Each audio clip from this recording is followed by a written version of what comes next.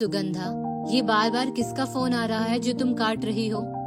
अभिषेक ने बड़े आश्चर्य से पूछा, जो आंगन की साफ सफाई में जुटे पड़े थे, क्योंकि वो इतनी देर से देख रहे थे कि किसी का फोन आता और सुगंधा फोन काटकर काम में लग जाती, जबकि सुगंधा तो उनमें से थी जो झट से फोन उठाकर बात कर लेती थी।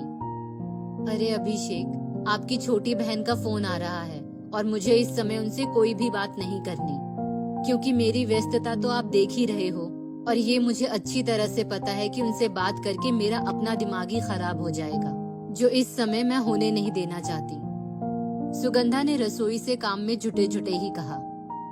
अच्छा, ये बात है। मैं समझ तो गया था कि कोई ना कोई ऐसा जरूर है जिसको तुम अनदेखा या अनसुना करना चाहती हो। अभिषेक ने कनखियों से सुगंधा की तरफ देखते हुए मुस्कुराकर कहा। अच्छा, आप ही बताओ, क्या मैं गलत कर रही हूँ? हमेशा ही तो यही होता है। सुगंधा के शब्दों में थोड़ी सी तल्खी थी। अरे नहीं नहीं, मैं ये नहीं कह रहा। तुम मेरी बात का गलत मतलब निकाल रही हो।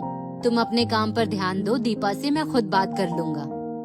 अभिषेक ये भी अच्छी तरह से जानते थे कि सुगंधा अगर उनकी छोटी बहन दीपा से बात करेगी तो दीपा तो कुछ कह सुनकर खाली हो जाएगी, लेकिन सुगंधा फिर बहुत ही ज्यादा परेशान हो जाएगी। इसीलिए उन्होंने खुद ही सुगंधा को दीपा से बात करने के लिए मना कर दिया।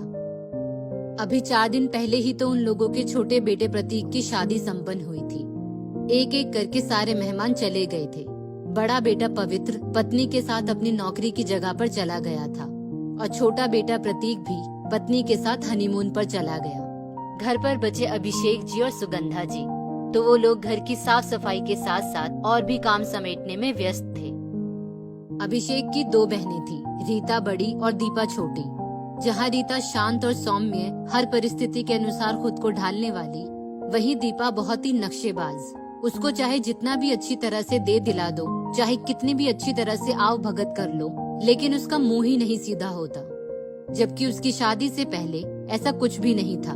वो इसी सामान्य परिवार की बिटिया थी, लेकिन जब से उसकी शादी ऐशो आराम वाले घर में हो गई, तब से उसके नखरे ही कम नहीं होते।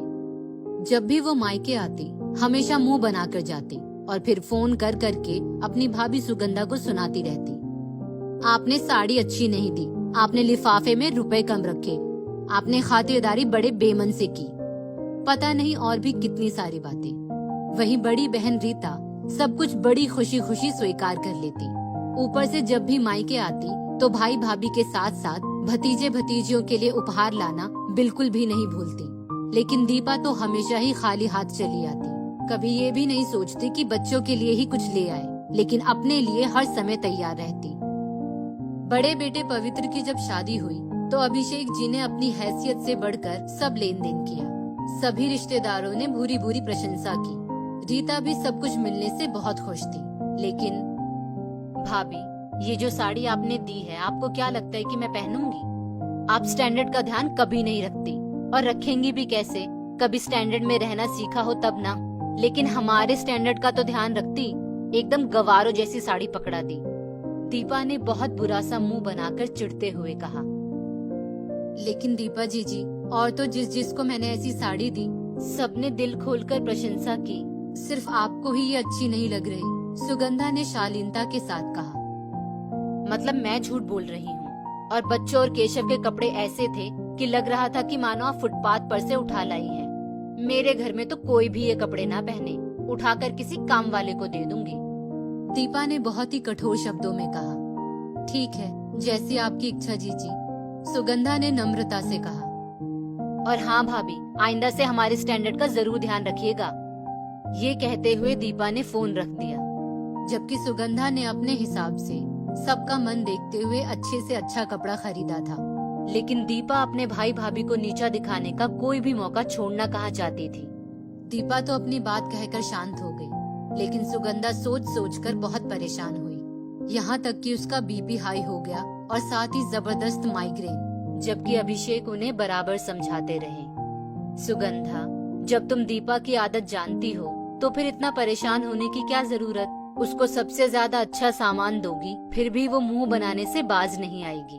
अभिषेक खुद दीपा के स्वभाव से चिढ़ते थे।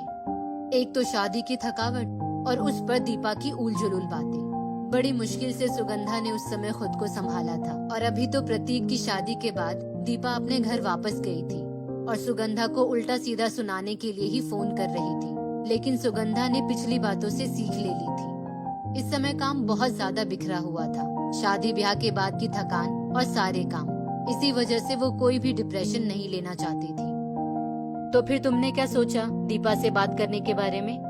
अभिषेक रसोई में आकर बोले, बात करूंगी लेकिन अभी नहीं, जब सब काम निपट जाएगा तब इत्मीनान से बात करूंगी, क्योंकि ये तो तय है कि सुनने को सिर्फ जली कटी ही मिलेगी।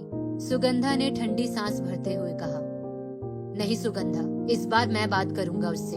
अगर उसको अपनी हैसियत का इतना ही अहंकार है तो वो अपने घर खुश रहे।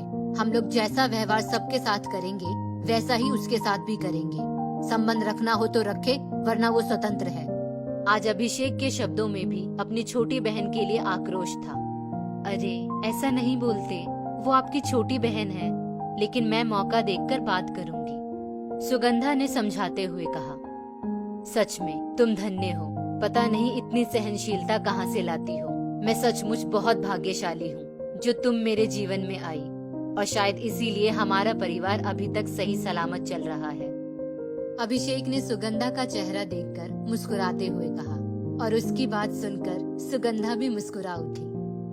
दोस्तों, इस स्टोरी को लेकर आपकी क्या राय है नीचे कमेंट करके जरूर बताइएगा, और ऐसी ही और भी बेहतरीन वीडियोस के लिए हमारा पेज जरूर फॉलो करें। धन्यवाद।